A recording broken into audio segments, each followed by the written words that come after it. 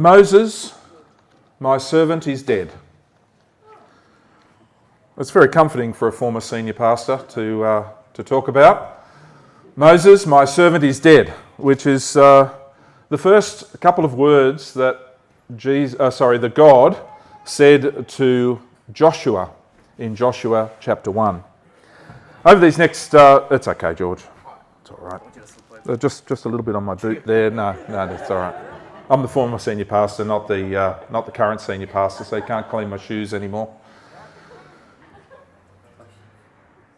You know, sometimes when we talk about death, and I'm sorry for those that may have lost somebody special recently, or you're still affected by that, but when we talk about death, of course, there's a sense of loss, there's a sense of grief, and there's a sense of missing something that we had, something that was precious, someone that was precious to us particularly.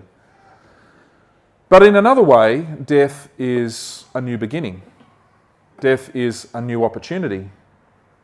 Death can be the next best thing for our situation. And after a time of grieving is past, after the death has taken, and grief must be had for anything we lose, after that process has taken its course, we can see something new, something different, another phase, another stage of our lives. Just recently, of course, we've heard a lot about the royal family. I've got a little picture there of some of the significant royals. And as you look at that picture, of course, hopefully it's not too soon, that's the Queen. But you've got King Charles III there in the wings. You've got William, you've got George and Charlotte.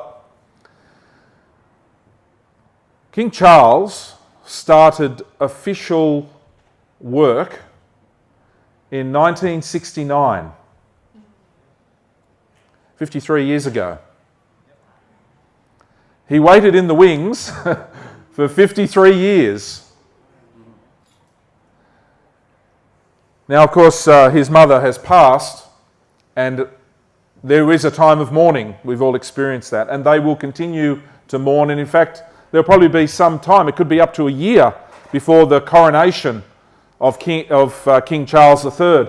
But in this period, he takes over this role. But before his mum died, he's been working in the role, learning what it meant to be the king.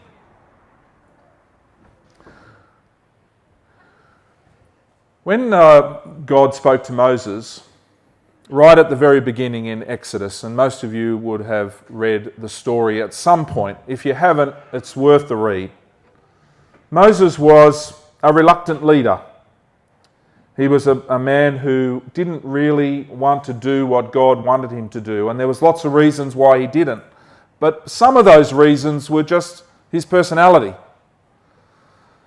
God spoke to him and said that he was going to be used to bring about the promise that God had made to God's people way back in Abraham's time in Genesis, according to our scriptures. He was the one to bring the people to the place of taking the land that God had given them. Big shoes to fill. Big responsibility resting on this reluctant leader.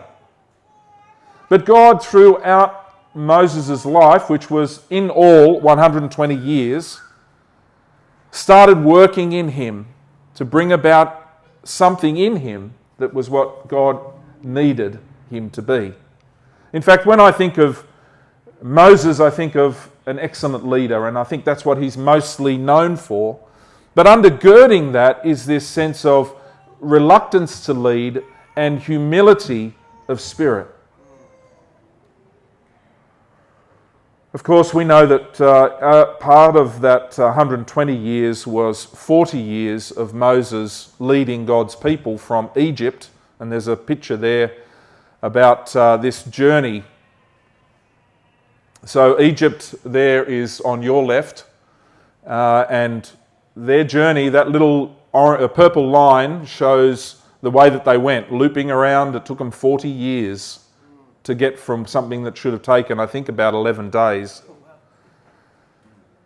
But on that journey, Moses served God humbly and faithfully and did what God asked him to do, despite his reluctance and despite his perhaps his humility that was often at times self-effacing humility, where he didn't believe really that God would do certain things or could do things through him. And it gets to the end of Moses' life, and there's a really sad part to this, a sad part to his death, sad part to the timing of his death. And yet I want to just encourage you, because his death was the beginning of something new. And he had been faithful in his life. Hopefully you'll have a chance to read some of these passages, but in Deuteronomy chapter 32, it's leading up to Moses' death. And God says to him from verse 48 and 49, 49 says, "Go up into the Abraham range to Mount Nebo in Moab, across from Jericho, and view Canaan, the land I am giving the Israelites as their own possession." This is the land for the last 40 years that Moses had been leading God's people through the desert to get to. This promised land that was promised way back to Abraham.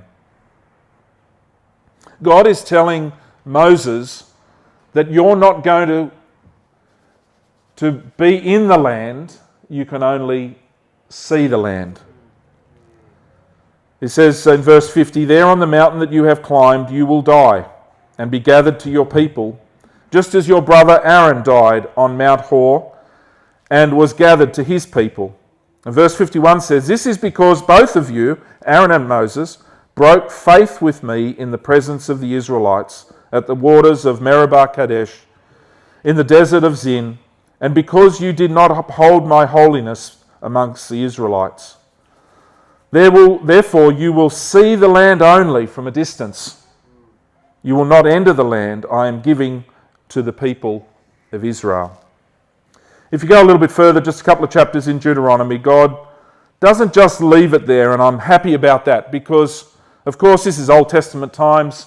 I'm glad I'm not living in Old Testament times, because it's one strike and you're out, right? Old Testament times.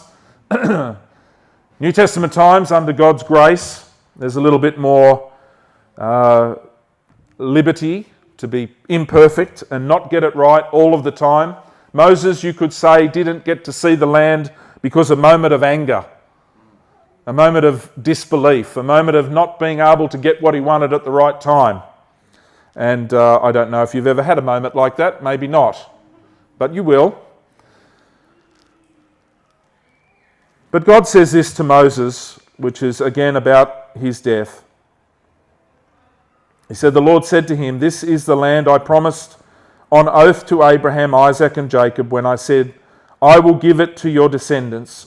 I have let you see it with your eyes, but you will not cross over to it.' And Moses, the servant of the Lord, died there in Moab, as the Lord had said. He, God, buried him in Moab, in the valley opposite Beth Peor. But to this day no one knows where his grave is. Moses was 120 years old, and when he died, yet his eyes were not weak." 120, eyes not weak. Remember my last sermon, talking about how eyes change? Nothing wrong with my sight, I just can't see. Yet his eyes were not weak, nor his strength had gone. Now, the Israelites grieved for Moses in the plains of Moab 30 days until the time of weeping and mourning was over. God was saying to Moses that although you will only see what I have promised, what you have achieved in your life to get the people to this place is significant. There was something that was almost like God was saying, you've disqualified yourself, Moses, from the next phase. But what you've done is great, and I'm with you. You're my friend, you're my leader, you're my man. I love you. It's like God couldn't go back on what had been spoken, and yet Moses' life was significant in what he did. Going back to this point of generational stuff and transition of leadership. And of course, you know that in this church where we are in a place of transition, and in fact the transition pretty much has already happened. It's now been finalised with Ree as a senior pastor. But there's a sense of still going on. It's still transitioning. We're still here. We're still working through this and how it looks. And this aspect of this generational view that God has, that we see in the Bible, is a significant one for all of us to know. Because not only are we able to hand things over when we die, but we can start handing things over when we live. It's this generational thing that God talks about so often, this seasonal thing in our lives. That it doesn't need to be like the Queen and King Charles, like Embassy and our role, and even from Evan as well, the transition of leadership for our church. But it's like your family and the members of your family that perhaps have passed, and you taking over a different role in that family. Perhaps it's your workplace and the way that transitions happen there. Perhaps it's just your own life transitioning from one phase of your life into the next.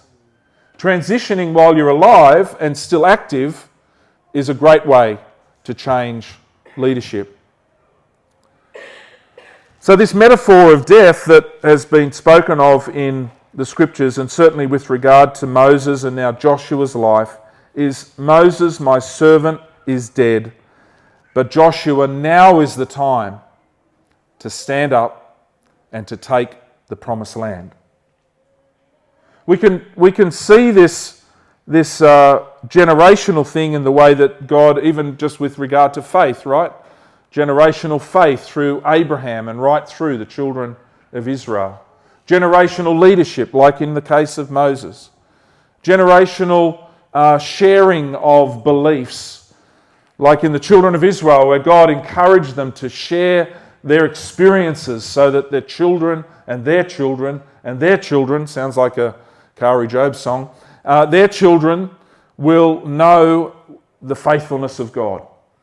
It's this passing on from generations. But each generation has a significant responsibility to take their space, to take that place, just like Moses did and now Joshua has.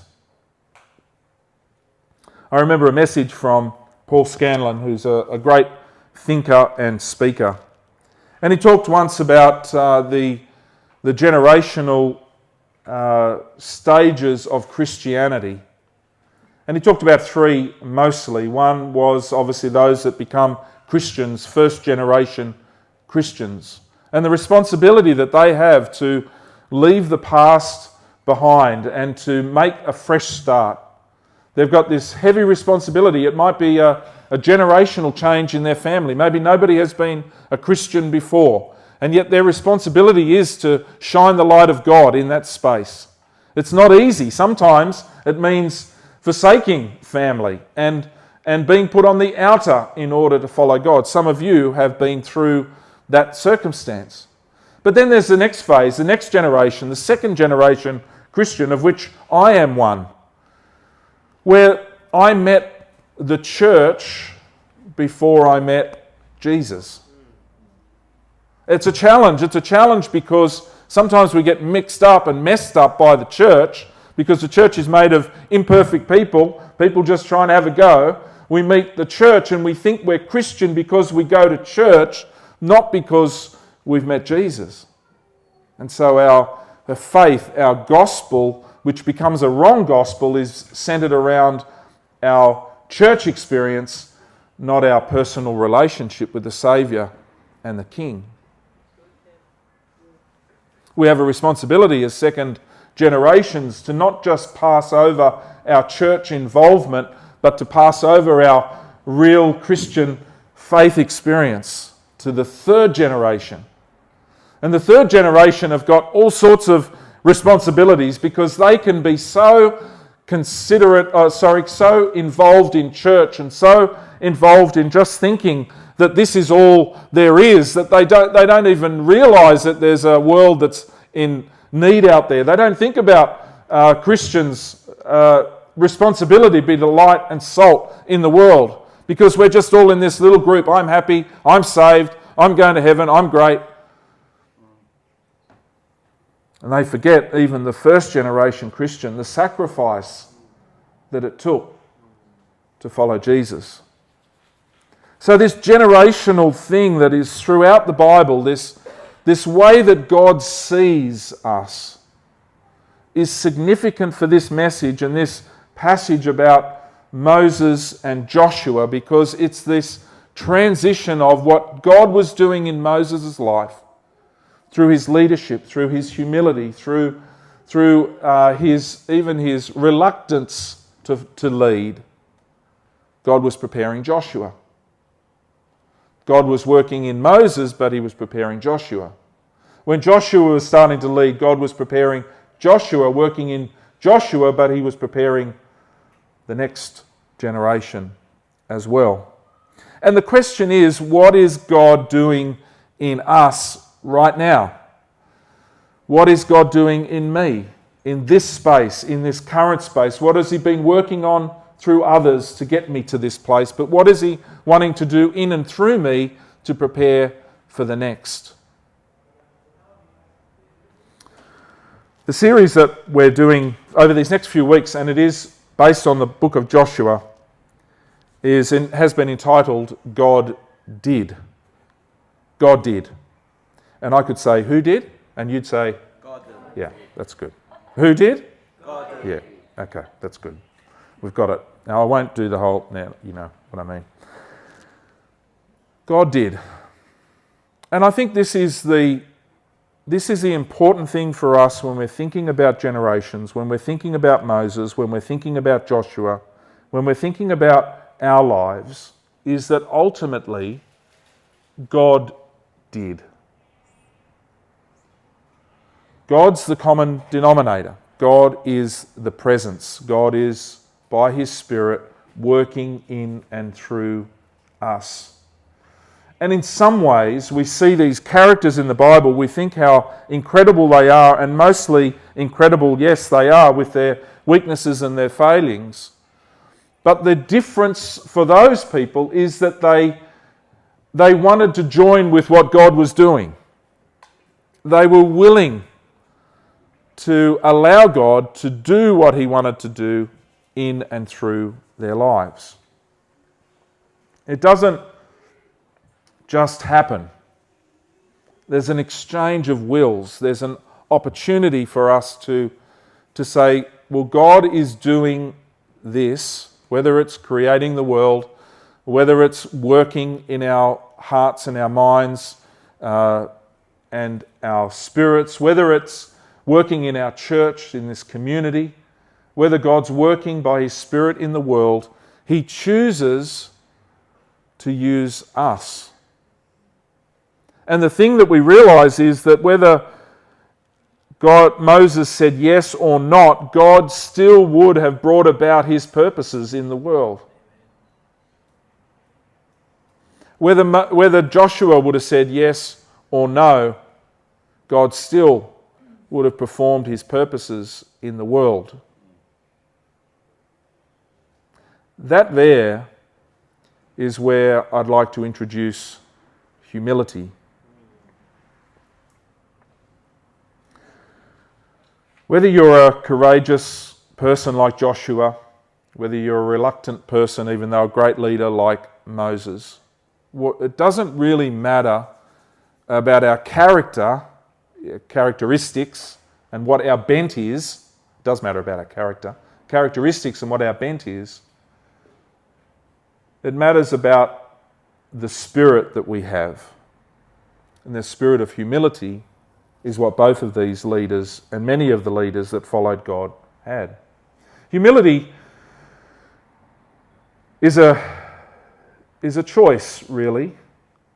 And I think the way that I've always seen humility is I can choose to be humble or I can be forced to be humble. I'd rather make the choice. Humility really is just us in context of God. Humility is us realizing that it's not all about us and that our stuff isn't more important than anybody else's and that in fact God's stuff is more important than mine. Humility.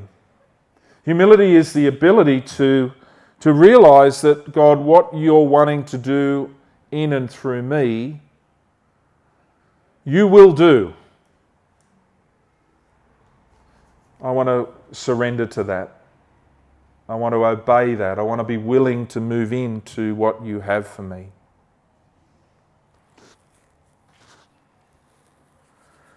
When you look at the life of Joshua,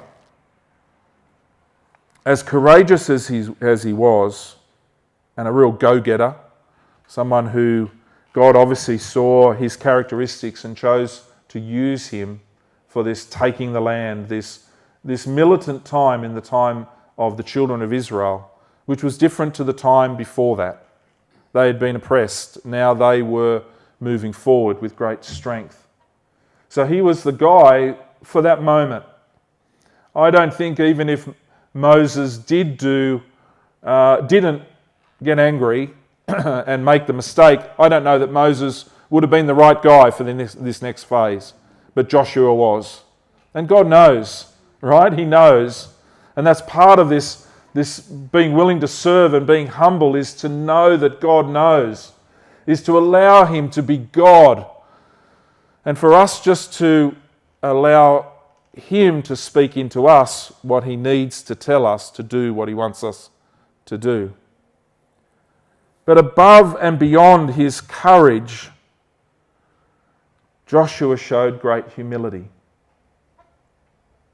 And we know that because we know that King Charles waited 53 years. Joshua was following Moses for 40 years.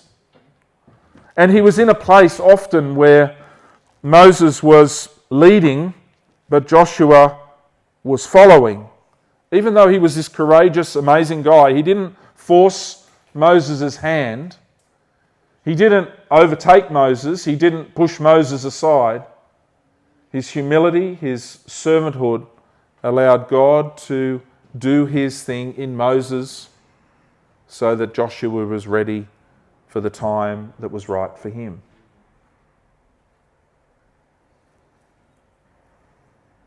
I think when we look at the community of faith, when we look at Jesus and his humility, we can really only surmise, the only solution we can come up with is that the community of faith is meant to be a humble one. We are not meant to be forceful in the context of doing our thing our way. We're not meant as a Christian community to run ahead of God. We're meant to humbly submit our lives before him so that he can use us the way that he wants to, in the time that he wants to. Now, humility isn't weakness. And I think sometimes we err on the side of a lack of humility because we don't want to be weak. But the pendulum, if it swings too far the other way, we are not like Jesus. In fact, if Jesus wasn't humble, he would not have gone to the cross.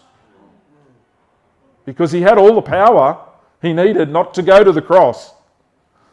But humbly, he submitted to God's will and purpose for him. And he hung on that tree for us. So what we must realise is that the same humility that Jesus showed needs to be in and through our lives, in our leadership, in our families, in our situation at work, in our community involvement. in the way that we relate to one another, to humbly allow God to work through us and to bring about in us something that is not weak but strong, but godly. When it comes to Joshua, and I encourage you to start reading the book of Joshua. We're going to go through this over the next few weeks. When you start to see the way that Joshua responded to God in his gentle and his humble way, God used him. God spoke to him, "Moses, my servant is dead. Now Joshua, get up. It's your time. You've waited this time. Now's the time to serve me in your way, the way that I've appointed for you to serve." Very different to the previous 40 years. This is the time, Joshua. Joshua took on this mantle of courage and incredible wisdom that God spoke to him. And I encourage you to read it. It's inspiring. And the generational stuff that starts through the book of Joshua, including Rahab, who ended up in the genealogies of Matthew as the line that Jesus came through. The faithfulness of God because of this willingness and this humility of Joshua to be the man that God called him to be has put us in the place that we're in. It's enabled us to be the Christians that we are today. But God spoke to Joshua, and I just wanted to finish with these few things. It's a couple of points about what it means to be humble in this Christian community.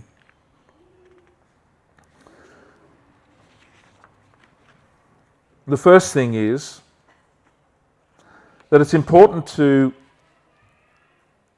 keep our relationship close to God. Now Joshua and Mum reminded me about this yesterday. We were talking about these passages. There's a passage in Numbers chapter 11, and Moses set up a tent. It was a tent known as the tent of meeting. And when Moses went into the tent, the glory of God came down over him. Sometimes he was in there for a long, long time because God was speaking to him. And people knew. They used to watch at the tent door, waiting for Moses to come out, and he would speak to them the things that God had spoken to him about. In the passage in Numbers, it says that Joshua, who was Moses' servant, even after Moses had left the tent, used to stay behind and linger longer in the presence of God. Again, not being something he wasn't at that time in his life, but gently relishing the presence of God.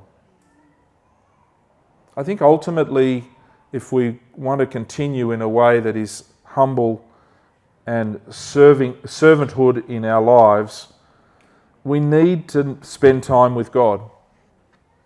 Of course, we could say, well, this is the tent, and it's important to be in church. And yes, I believe that. I believe in the benefit of being in church and in this community. But we know that the Spirit of God is everywhere. It is here, but it is at home. It is wherever we are. It is within us. It is around us. So it's not just about being in this house, and I would be a bad leader to tell you that you have to be here and this would make all the difference. This is the tent of meeting. Because that's not the way it works anymore. But the principle is the same. That we do need to gather together where God is here. We know that 2 or 3 are gathered together, God is in their midst. We know He's here. But it's not just about this. It's about taking time to be in the presence of God, to be allowing God to speak to you the way that He needs to speak to you. And what that does is brings peace and it brings perspective. And we need peace and perspective in our lives. If we could just spend a little bit more time with God, wherever you do that, however you do that, if we just spend a little bit more time, and then a little bit more time, and then a little bit more time, you will find peace and perspective. And you will find that when the perspective of understanding who God is and who you are, you will be a more humble person before Him. You would allow God to do more than perhaps you allow God to do today. The second thing, and there's only 2 points, so you'll be happy about that, is that Moses and Joshua lived in community. They had a beautiful relationship, and it's this generational thing again.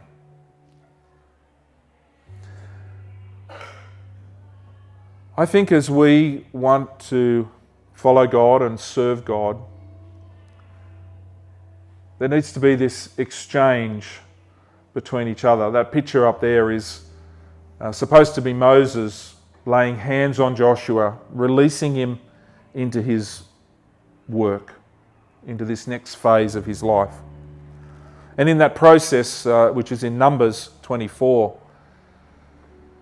it says that it was important for Moses to do that because it not only released his gifts and what he had to lead the people onto Joshua, but it also showed the people that Joshua was their new leader. And there's this relationship between Moses and Joshua, even though they were different, that allowed them to be together, to work together, to achieve the goal that God had given them, to work together to make it happen. And I just see this as our opportunity in this community of faith. We need each other. I need you, you need me. We need each other in different and varying amounts at different times. But you're never going to know how much you need someone else until you're in that spot. And if you don't have somebody else, you know how desperate you might feel. So that's why it's about family and community and working together. It's about handing something over to the next person. It's about handing this spirit of humility and the Spirit of God. Because stuff is often not just taught, but it's caught, right? It's about being in proximity. It's about being in presence together. I know over the years that I have learnt and found things out about myself and about God by being amongst His people that I would never have ever felt or found just on my own in a room reading a Bible.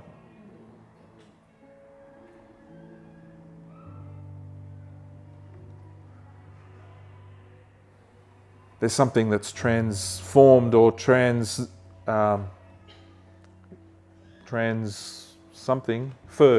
That's the word. There's something that's transferred between us when we're in community. And God can do something in and through us, preparing me for the next phase and the next thing that He wants me to do, just like Joshua was. So my question to us today, what does humility look like for you? Maybe when I'm overlooked, humility says it's okay. When times are tough and it doesn't seem fair, humility says it's okay. When it doesn't happen just as I want it to happen, humility says it's okay. When it seems like God is afar, humility says it's okay. Because it's not about me only, it's about God. And I think humility allows us to know the difference. Because it is about us. right? Because God loves us and God has a purpose for us. He has a plan. It is about us, but it's not all about us. And humility gives us the wisdom to know the difference.